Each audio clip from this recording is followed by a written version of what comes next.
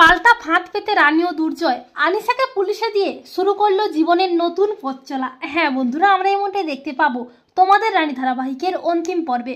দুর্জনের বিয়েতে আত্মীয় স্বজনেরা সবাই আসে, সবাই মিলে আনন্দে মেতে ওঠে।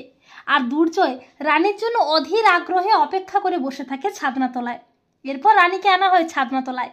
রানী দুর্জয়ের শুভদৃষ্টি হয় আর রানীর রূপে মুগ্ধ হয়ে যায় দুর্জয়। এরপর মালা বদল হয়, অগ্নিকে সাক্ষী রেখে 7 পাক ঘোরাও হয়। এরপর যখনই দুর্জয় রানীর সিঁথিতে সিঁদুরটা পরাবে করে, ঠিক তখনই আনিশা রানীকে শেষ করে ফেলতে রিমোটের বোতামটা টিপতে থাকে।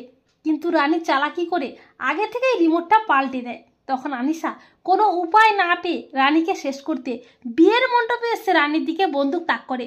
কিন্তু রানী আনিশাকে পাল্টা চাল দিয়ে আনিশার বন্দুকের গুলিও বের করে নেয়।